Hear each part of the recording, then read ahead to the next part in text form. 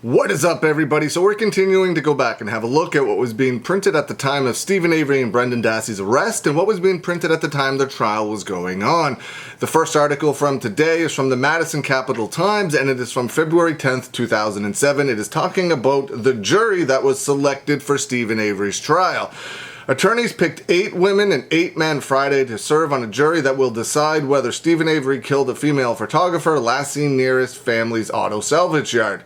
Jury selection started Monday. By Thursday, attorneys had chosen 30 potential jurors. Each side eliminated 7 people Friday morning. At the end of the testimony, the jurors will draw lots to determine which 12 decide the case and which 4 are alternates. The jurors were chosen in Manitowoc County, but will be bused to Chilton in Calumet County to hear the case. They will not be sequestered.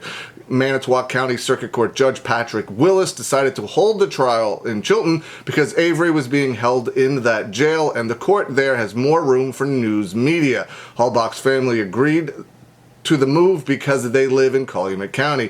Opening statements are scheduled for Monday. The trial is expected to last more than a month, with attorneys for the two sides calling more than 200 witnesses. After jury selection in Manitowoc, there was a motion hearing in Chilton on whether Special Prosecutor Ken Kratz could use a computer-animated demonstration that shows the crime scene at the Avery family salvage yard. Willis allowed some of the images in Ken Kratz's opening statement as long as he showed a real-life photo or told jurors there were some items not depicted. He delayed a decision on the rest of the images until further evidence was presented at the trial. Ken Kratz argued the animation was meant to show jurors the location of certain objects. Attorney Dean Strang argued the images were so real that jurors may forget that some items were left out, like clutter in the garage. He said it would prejudice the jury. Brendan Dassey's trial is scheduled for April. He came forward about 4 months after Avery was charged and confessed that the two raped and killed Halbach together, but he later recanted that statement and turned down plea deals that would have required him to testify against his uncle at trial.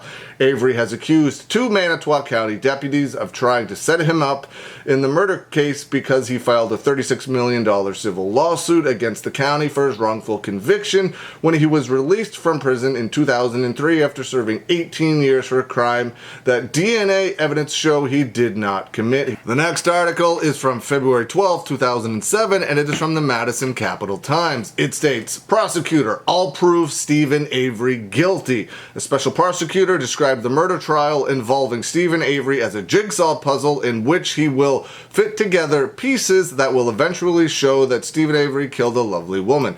I will prove this case beyond a reasonable doubt, Ken Kratz said this morning in his opening statement. The defendant restrained, murdered, and mutilated a 25-year-old photographer named Teresa Halbach. We are going to prove what happened. We are going to prove to you who committed this crime. But prosecutors will not be able to explain why Steven Avery, who was released from prison in 2003 after serving 18 years for a crime he did not commit, killed Teresa Halbach.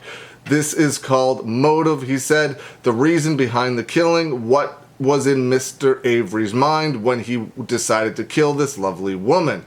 The next article we are going to go over is from February 13th, 2007, and it is from the Madison, Wisconsin State Journal. It is about the opening statements that were given in Steven Avery's trial.